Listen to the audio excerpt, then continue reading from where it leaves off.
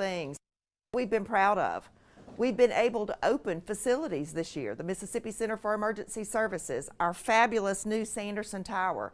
There have been many things to celebrate, but boy, I think today is going to be up there at the very top of the good news days. We are so thrilled and so thankful that across the country that this pandemic response has come to fruition to develop a vaccine that has been eagerly awaited, and we're just so thrilled and excited about that. We're going to tell you a little bit about our process, a little bit about how we think the vaccine has come to be developed as quickly as it has, but most importantly today, we are kicking off the vaccination process for our own employees and our own faculty, our own staff, for everybody here. And we're starting, as you know, with the highest risk folks, the people who are working in those highest risk areas. So we couldn't be more excited today. In all the good days that we've had this year in the last few years, boy, this is going to be at the top of the list of days that we all have a moment to celebrate this craziness.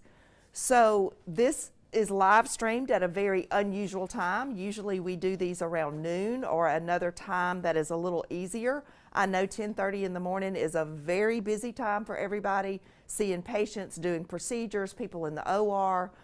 This is a busy time for folks. So just so you know, this will be on the website for people who can't get away from their duties right now. To watch this live stream, you can watch it later on the website.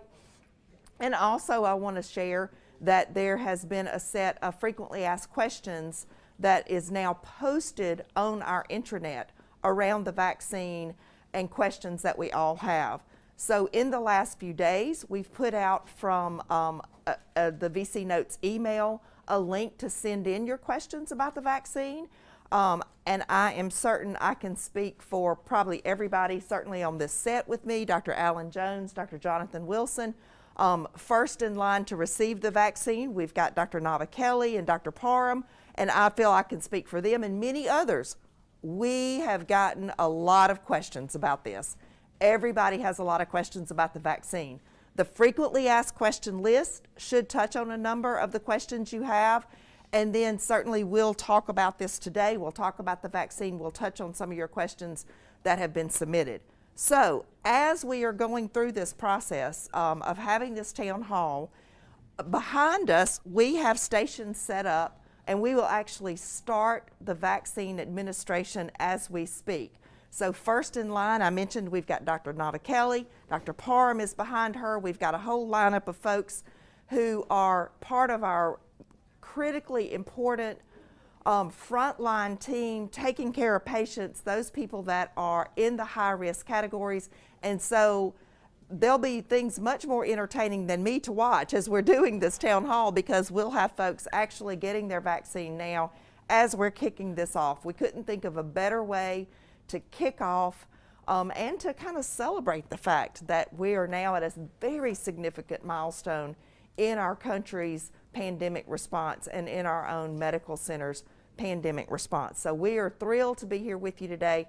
We are thrilled to have individuals that are here willing to go ahead and set that example and take the vaccine and show their confidence in this and their understanding of how this will in fact get us in a better place. We're all ready to be on the other side of this vaccine.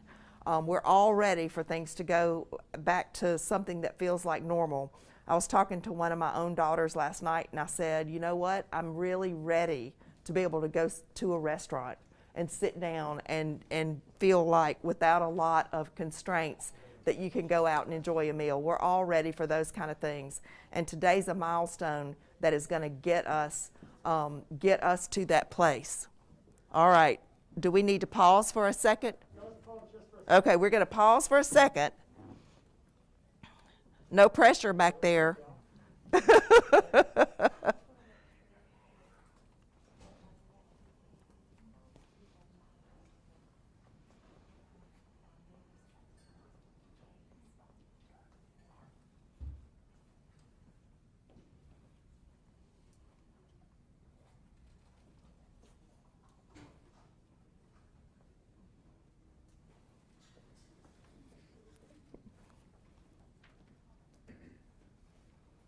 Jason, you can come over closer if you want to.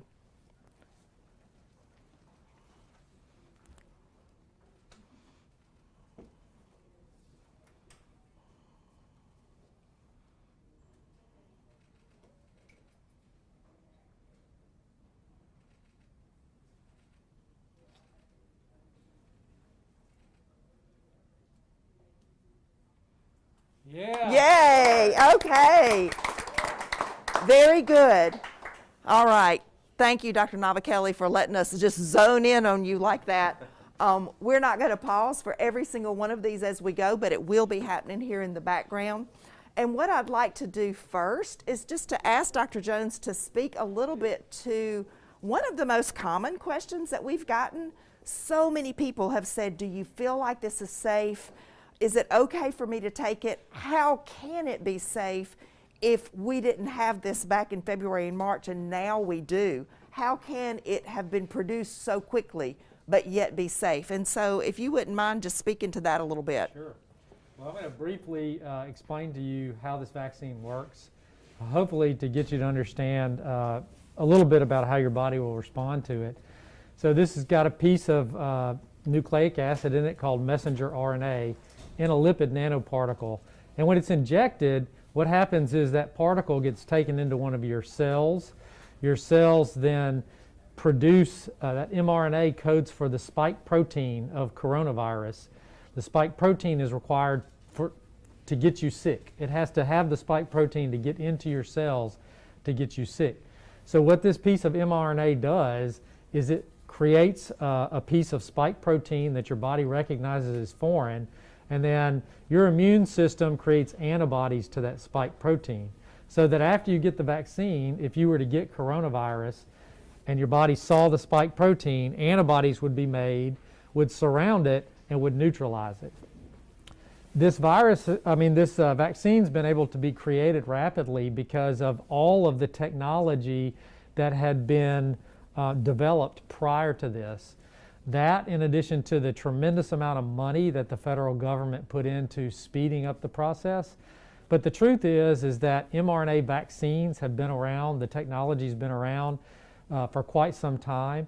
And the SARS epidemic and the MERS epidemic, which happened in the past, which were both coronavirus epidemics, allowed us to get to the point of having the technology probably 90 to 95% complete. But when those didn't turn into pandemics, the funding dried up and the technology for developing the vaccines was not advanced to the finish line. So the money that's come from the federal government has allowed the drug companies to move that technology, that additional 5%, really quickly. I know it kind of seems like the vaccine was developed in 6 months and it can't be safe, but the truth of the matter is this vaccine technology has been worked on for more than 10 years, and we simply got some money to push it over the finish line. So I feel 100% confident saying that this vaccine is safe, it will be effective, and without hesitation, I think everybody should really consider getting it. Thank you for that. So, for those of you that don't know, we actually received our dose on Monday. The vaccines are distributed to the Department of Health, and the Department of Health then allocates where they go. So we received our shipment Monday, and Dr. Wilson, if you would speak to what has happened since then. We got our shipment in Monday. I think people might be interested in what it looked like and where we're storing it, how we're making sure it's secure, and all of those things. Yes, ma'am. So CDC refers to a shipment of vials of vaccine as a pizza box, and it's roughly about the size of a small pizza box. It arrived in a really nondescript, small packaging box. We were expecting a little bit something more visually impressive when it got here, but it was just a small box packed in dry ice with a GPS tracker and an internal thermometer that relayed information back to FedEx and UPS as they tracked the shipments around the country. And our question when we all saw that box was, is that it? Is that it? Is Yeah. that box number 1 of 20, or is that it? And that is it. This vaccine does pose a logistical challenge for distribution. So it has to be stored in ultra cold storage. So I do need to give a tip of the hat to our research and clinical lab folks, because they helped us find refrigerators that were able to store at that ultra cold temperature. So when it arrived, our pharmacy director and some of our emergency services folks unpackaged it, checked it, and then put it into the freezer. And it stayed in the freezer, and we have it under security 24/7. And as we pull it out of the freezer, it goes to pharmacy for distribution here. Some of the other challenges, it is a multi-dose vial, so there are multiple doses per vial, so it has to be diluted, reconstituted, and then drawn up and administered. It's not a single dose like we see with the typically with the flu vaccine. That makes it a little bit easier for distribution, so that has been a challenge here. And then the other big work behind the scenes is really what you're seeing here in the background. Over the last 2 weeks, we've had teams converting this lobby into a clinic for mass distribution of vaccine. And our EPIC team has done yeoman's work in building a new clinical module, a virtual vaccine clinic, for us to document, enter all of this, and then track it back to the federal government system for how they monitor all the vaccine distribution. And that was done in record time, and we're really, really thankful to everybody that was able to come together on such short notice and put this together for our employees. Thank you. Thank you. So Dr. Parham is here with us. We asked him to hang on for a minute after he got his vaccination. He didn't know about this until just a few minutes ago, but he was willing to be a good sport and join us for a few minutes. And I just want to perhaps ask you, what has really been the most common question that people have posed to you? If you would comment on that, and then just comment about your own opinion of the vaccine and why you were willing to be here first in line and to really help us kick this off. Ooh, that's a lots of good questions on the wards and in my inbox and emails over the last several days and weeks about vaccination. I think, I'll answer the last part of that first. I mean, I think it's important for us as healthcare providers who have been on the front lines of this pandemic throughout to make sure that we're sending the right message to both other providers inside the system, other employees inside the system, students inside the system, and patients and the community abroad, that we feel that this is a safe vaccine, an effective vaccine, and that we think this is the way that we're going to get to the end of this pandemic with less overall disease and death. And I take that responsibility seriously. I do think it's something that we're not willing to step up and do what we know is right, then that could be problematic and have downstream effects. I do feel strongly that this is a very safe and effective vaccine. I'm very, very excited to get it today. Actually felt very good. Nice job with the stick, no pain whatsoever. So I was very excited to get it. As far as questions that I've heard, probably, Dr. Navikeli and I have been walking around on the wards and talking to nursing staff and other employees on the floor. I think the questions we've probably gotten most frequently are about people that are of reproductive age, particularly females that are thinking about whether or not they're going to be getting pregnant soon or might be pregnant already, and whether or not that is safe for them to get the vaccine at this time. Most of the employees that we've talked to have felt like they did want to eventually get the vaccine, but were uncertain as to what the recommendations would be from their OBGYN or from OBGYN societies. The Society for Maternal Fetal Medicine has already advised that women who are pregnant, including reproductive age, but also pregnant or lactating, should go ahead and get vaccinated. I think if people are still having questions about whether or not they should do that, they could certainly talk to their OBGYN. But the reality is that we know we can have bad outcomes with people who are infected with COVID. We know that we've seen those same bad outcomes in women who have been pregnant and have been infected during their pregnancies and postpartum as well. And we've seen, unfortunately, some deaths in that population as well. So we have a very known risk in hand now that this could be something that goes wrong, unfortunately, in these patients. And we have a vaccine that is an inactivated vaccine that should not cause any issues and has not been shown to cause any issues to date.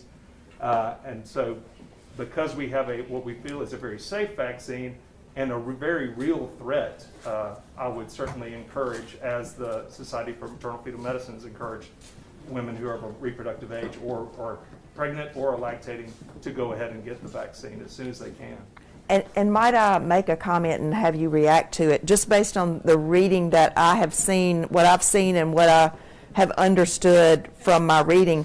While this vaccine has not been targeted and been tested in pregnant patients, specifically in the large groups of thousands of patients that have received the vaccine up until now through the phase 2 trial process, there were women who either were already pregnant or during the course of the time became pregnant. So there has been some data on pregnant patients. Yeah, so some limited data and no negative data from the trials. And certainly that data will accumulate over time, and as we have a broader experience of vaccinating people, we will get more data.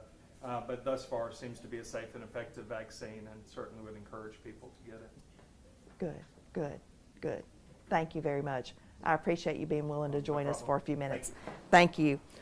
So as we think about how we're going to be able to administer this vaccine here at the medical center, I'm going to ask Dr. Jones to kind of walk you through our plan. I mentioned in some of my earlier remarks that we are targeting those employees who fall out in the highest risk categories first, based either on where they work or their job description. We certainly want to get the vaccine to the people who are taking care of these patients first. I've had a number of people say to me, Dr. Woodward, I'll get my vaccine after you get yours. I have had that comment multiple times actually. And so I do want to share with you that the three of us actually did get our vaccine earlier. So we do not want to take doses away from people who are, well, Dr. Jones is seeing patients in the emergency department, but certainly I wouldn't want to take a dose away. Dr. Wilson wouldn't want to take a dose away from somebody who's taking care of patients in the emergency departments, in OB receiving, or in the ICU. But I did very much want to find the balance in being able to say confidently to everybody, I believe it is safe. I have confidence in this vaccine, and I would not ask somebody to take something that I wouldn't be willing to take myself. So in trying to find that right balance, we have taken the vaccine. So for all of you that said to me, I'll take it when you do, I just want you to know we can check that box. And now I'm going to ask Dr. Jones to speak to our plan, our internal plan, in distributing this to our own employees. Sure. Well, you should have received in your email inbox today some communication about who is eligible at this time to receive the vaccine. That information is also posted on the intranet on the COVID-19 web portal. A couple of important things that developed that required us to start vaccinating today as opposed to yesterday. The first is, as of last Friday, when we were developing the plans, and up until last Friday, we did not have a definite date when we would receive the vaccine. We thought it would be Monday or Tuesday, but we did not have verification. So we didn't want to plan on vaccinating on Tuesday had we not received it until that day due to some logistical things. The second is, and this would probably only happen in 2020 during a pandemic, there was a scheduled EPIC upgrade that occurred last night. And in order for the vaccine module to work the way we needed it to, we had to get the information from the FDA into the EPIC module, and we didn't get that information until over the weekend. So we needed that to occur in the EPIC upgrade, and as you all know, there are freezes with EPIC that occur when they're going to upgrade it. So all those things came together that allowed us to not start today, but we're happy that we're starting. And I'm going to give you the long rundown of who is eligible to receive the vaccine. The short rundown. The short rundown is we've sent out a list of locations and job descriptions. And if you're in those job descriptions and you work routinely in the locations that were sent out, you are eligible at this time to receive the vaccine. That's our highest tier. Those are people who either are or will come in contact with COVID-19 patients or PUIs. and we know that from experience. After we have vaccinated that group, or we start to see a decrease in the amount of demand from that group, we would then move to the second tier, which would be anybody that has direct patient contact or has contact with blood or bodily fluids or tissues that could potentially have carry COVID-19. And then the third tier would be all of our non-clinical employees. We've tried to be as thoughtful about that rollout as we could be. We have not tried to hide the information of the tiers, but we didn't feel like we could release it too soon because you weren't able to go onto Epic and sign up for an appointment until really late yesterday afternoon. So if you have any questions about whether you're eligible or not, we would ask that you talk to your supervisor. They should be able to help guide you, or certainly I'm available for questions. I, like Dr. Parham said, have gotten a lot of questions into my email inbox, and we want to be as helpful as we can in answering those questions. And lastly, we're really relying upon the honor system, and you are going to have to attest that you do qualify in the highest tier group during the first several days of the vaccine campaign, so that we're not vaccinating individuals that aren't in our highest risk group. So we appreciate everybody's compliance with those recommendations. In this first round, we received roughly 3,900 doses. We did distribute some of those to our hospital in Grenada, but if we try to marry up the list of folks that work in the high-risk areas and the number of doses that we have for this first round, it really should be close to a match. So we believe that we have enough to vaccinate all of those that work in the critical care setting, that work in the emergency departments, that work in OB receiving, that work in those highest risk areas where patients are coming in. So we are very pleased with that. A lot of people have said, okay, so when is the next round of vaccinations coming? And the answer is, we don't know. We don't know. We are in regular communications multiple times a day, actually, with Dr. Dobbs and his team at the Department of Health, and they don't know. So we just cannot answer that question. What we have heard and what we have been told is that there is a plan at the federal level for monthly distributions. They have targets of vaccinating a certain number in December, a certain number in January, a certain number in February.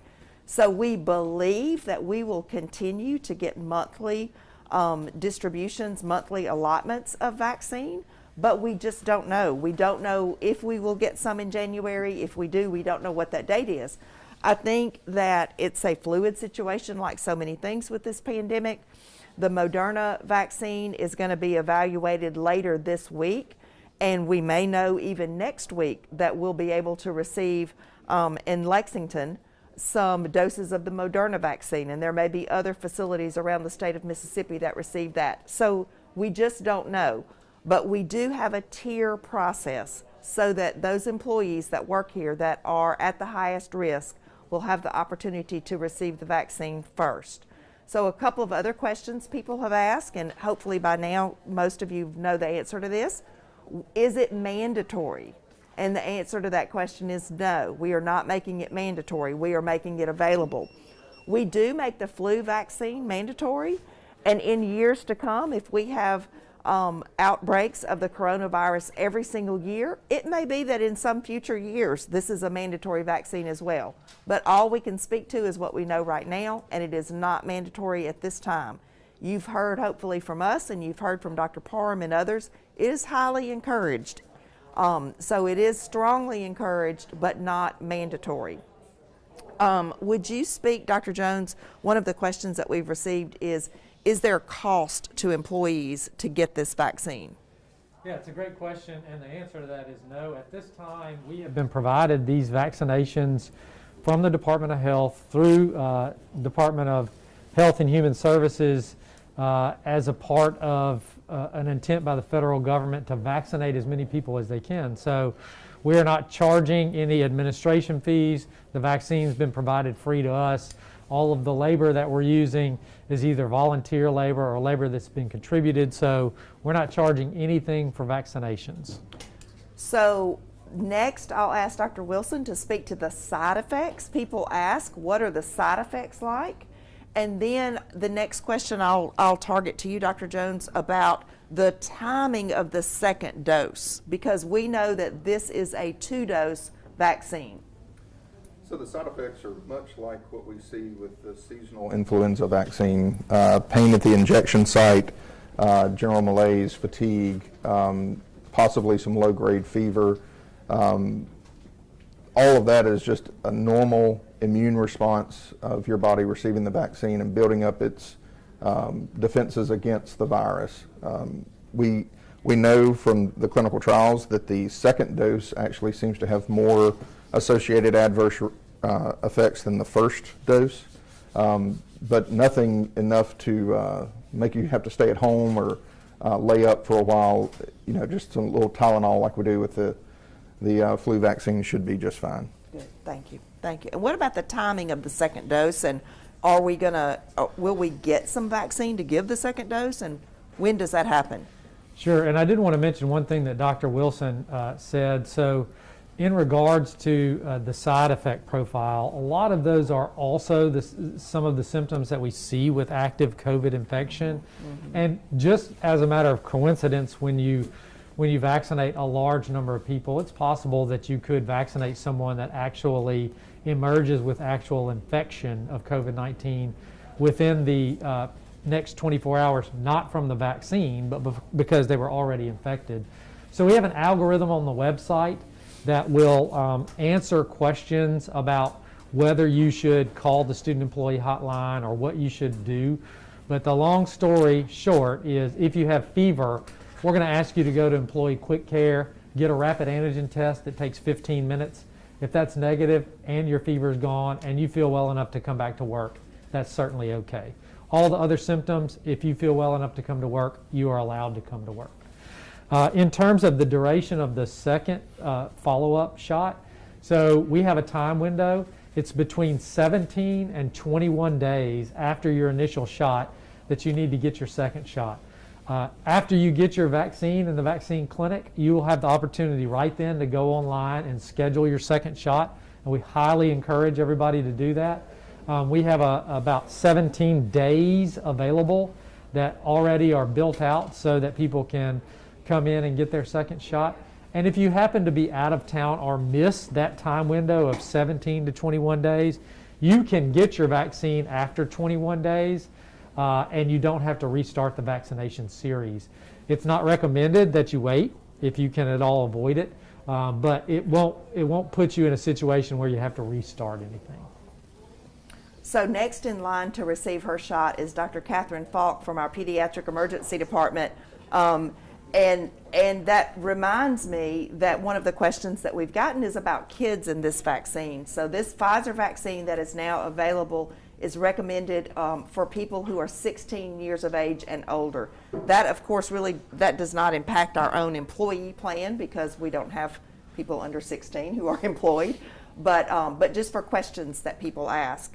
You heard Dr. Parham speak to the question that we frequently get around young women who are of childbearing age and their questions and concerns. We've also gotten questions in about from employees who say, I have diabetes or I have hypertension or I have these other issues, and should I get the vaccine? And what we know is, in fact, many people who fall into those categories with different other disease states and comorbidities are at highest risk for having a challenging course with COVID. So certainly for those patients who in fact are at a higher risk of a difficult course with COVID, we would encourage you to get the vaccine. The fact that you have diabetes or you have hypertension should not preclude you or exclude you, and in fact you should I would recommend highly that you make your appointment to get your vaccine. All right, but Dr. Jones, what about the patients? We've gotten a few questions from our employees about, I'm on immunosuppression for some other illness. What about those patients? Yeah, and that's a great question. And really, there's nothing about the vaccine or the recommendations that would prevent someone from getting the vaccine if they're on an immunosuppressant agent or they have a medical condition that causes immunosuppression. This is not an active live vaccine or a live attenuated vaccine. It is an mRNA vaccine. So at least the scientific theory of it is you should also not have a problem with that. But if you have any questions about that, we would recommend that you contact your either primary care provider or your provider that prescribes those medications to you if you have additional concerns and want to have a conversation about that. But the short answer is you do not have to worry about, and you can get the vaccine. People have also asked, and we've seen this addressed in a couple of places, but we want to say, just so you hear us say, you cannot get COVID from the vaccine, so don't worry about that. And then even down at, Dr. Dobbs got a question from one of the members of our state legislature about things like microchips in the vaccine and whatnot, and there's nothing like that in the vaccine. I just want to say that on the record. So I'm looking at a couple of the other questions. One of the questions, and I'll just toss this to whichever one of you would like to answer it. One of the questions that was sent in through email says, if I have had COVID and I've recovered, back in the summer I had COVID, do I still need to get the vaccine? Should I get the vaccine? Well, certainly another great question. The recommendation is that you should get the vaccine. Actually, the vaccine will elicit a stronger immune response than natural infection, and it probably will last longer, although we don't have all of the data to tell you that yet. The recommendation that came from CDC and ACIP is that if you are within a 90-day window of having gotten COVID and you're no longer in isolation, then you may elect to wait so that people that have not have COVID have the chance to get it before you, because you do have some natural immunity. But we have not made that recommendation here, so we would encourage all of our employees, if you have had COVID in the previous 90 days or even before, to go ahead and schedule an appointment and get a vaccine. I should also mention there is one exclusion, and that is if you're in active isolation or quarantine because of a close family member or you have an active infection. We want to get those pieces of the puzzle behind us before you schedule an appointment. What about patients who have received the monoclonal antibody? Another great question. So it is recommended that if you have or possibly have received either the monoclonal antibody or plasma infusion as a result of a COVID infection, whether you got it as a part of your regular care or you were in a clinical trial, you need to wait at least 90 days from the time of that infusion or treatment before you get the vaccine. And the reason is because there was just not anybody in the trial at all that met those criteria, the vaccine trial that met those criteria, and so we just don't know exactly what that potential interaction may be. We've gotten a lot of questions, both personally and through the question source, about people who are not in this first tier or the highest risk group. And I think we've answered that, but just to be sure, what we will do is vaccine will be made available to employees. It is a vaccine that, in fact, we have to certify with the federal government that it is going to our employees. So that is an important point to note. But it's going to our employees, and once we are able to offer the vaccine to the highest risk groups, then as vaccine becomes available, we will offer it to others. The question has come up several times just in our own conversation and from others about students. We very much want to be able to provide the vaccine to our students, particularly who are in the clinical settings. But at this point in time, we will not be doing it in this round, in part because we're targeting the highest risk employees. And I know we do have students in some of those high risk areas, but also because of the issue that right now we're only able to administer it to employees. So we are in constant conversations with the people at the health department and at the federal government. We're not the only one asking this question. Certainly students are very important, and we want to be sure that we are able, when the time is right, to be able to make this available to our students as well. We've got another question about food allergies. If I have a food allergy, should I avoid the vaccine? So based on the latest information from Pfizer, we are making it a recommendation that if you have a history of severe allergic reactions, meaning that you walk around with an EpiPen, that we discuss that with your primary care provider. We're going to flag that in our system and review that before we administer. But any other typical allergies, there's not a contraindication there. Pfizer did recommend extending the observation period for folks that get a vaccine that may have some history of mild allergic reactions to 30 minutes. So we'll be following that protocol. And I don't know if we have said this specifically during this session, but our observation period for people that we're vaccinating now is 15 minutes. 15 minutes. Yes, so ma'am. we are observing folks for 15 minutes after the vaccine here in this area. We'll be wrapping up in just a couple of minutes, and I would pose to each of you, I've tried to hit on the things that were emailed into us, some of the things that we already had in our head, but I know I have not thought about everything. What are there points or questions or information that you want to be sure that we share that I have not touched on? I think a few things really on the subsequent allocation of vaccine. We don't know that schedule, but we know that all of the pharmaceutical manufacturers are in high gear, so we anticipate that this first rollout really worked out the kinks in the logistical distribution chains. So we may not know when we're going to get more, but we know that we will be getting more. We know that we will get the follow-up secondary doses for all those we administer here. That's the promise that we've been given. But other allocations we'll just have to kind of wait and see, just like everybody else in the country. But as we get them, we will certainly distribute them as quickly as we can.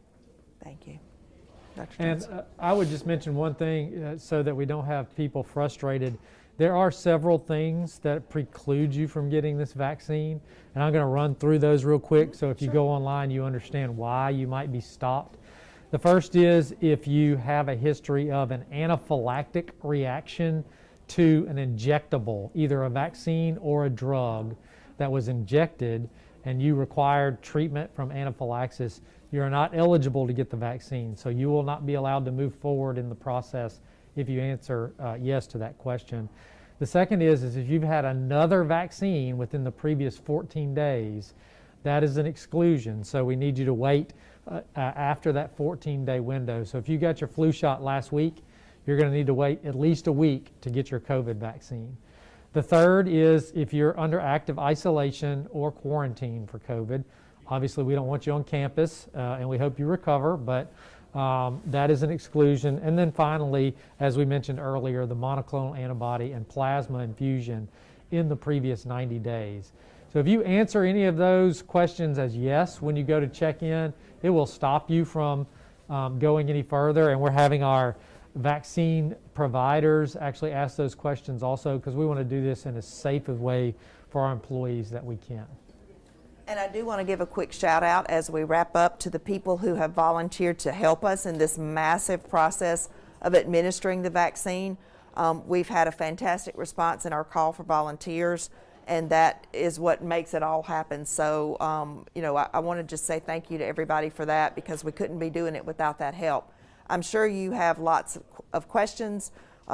Please refer to the frequently asked questions on the website. We tried to make those pretty extensive and pretty detailed, but more to come. We are learning as we go. We're very excited. This is a great day, and I hope everybody that has been identified in that highest risk group will take advantage of this opportunity. This is what's going to get us on the other side of the pandemic. Thank you all.